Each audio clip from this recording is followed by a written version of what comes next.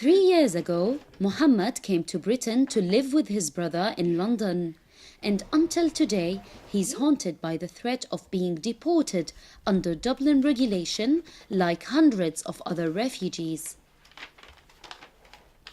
Like many Syrian asylum seekers, Muhammad traveled through Europe to reach the UK.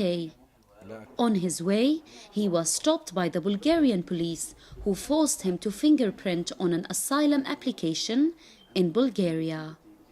لهلا عم بدفع ثمن اللي قالوا لنا اياه على اساس انه هي بصمه جنائيه. بريطانيا تعرف هي حق المعرفه ايش هي، ان كان بلغاريا وان كان هنغاريا وان كان رومانيا، كيف اساليب التعذيب بيها.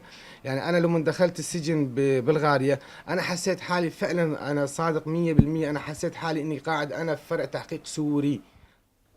The Dublin Regulation is a European Union law that determines the EU states responsible for processing applications of asylum seekers. In Muhammad's case, Bulgaria is the responsible state for his application, which frees the UK from the responsibility to provide him with aid and the right to study or even work on its soil. It also allows it to deport him at any time back to Bulgaria. التخوف من اني ما اخذ طلب لجوء بهالبلد هاي، راح يعني انه راح تضيع حياتي كامله. وين بدي اروح انا؟ على اي بلد بدها تستقبلني؟ حتى بلغاريا اذا بدهم يرجعوني على بلغاريا ما عاد لها حق تستقبلني اكثر من تقريبا 18 شهر. ما لها، انا وين بدي اروح طيب؟ وانا اخذت قرار انه انك تقعد ببريطانيا بس لا بدون اي شيء، يعني بدون لا تشتغل لا تعمل لا شيء. طب هذا مثل السجن تقريبا.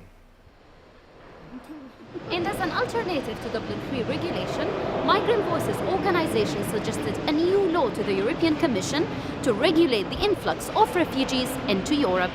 We visited them here in their office to learn more about it. Nazik Ramadan is the director of the organization. She describes the Dublin Regulation as unfair to refugees. What Europe should do, we suggested that Europe could create one European asylum application where any person who comes to Europe, they apply in Europe and not in a specific country of entry. And this application process should be flexible enough to allow people to be with their families or establish communities, because this is actually will help them to integrate. In 2015, the UK made around 3,500 requests to other European countries to take back asylum seekers, a number that's expected to rise in 2017, as the Home Secretary Amber Rudd confirms. Wafa, Zaidan, Orient News, London.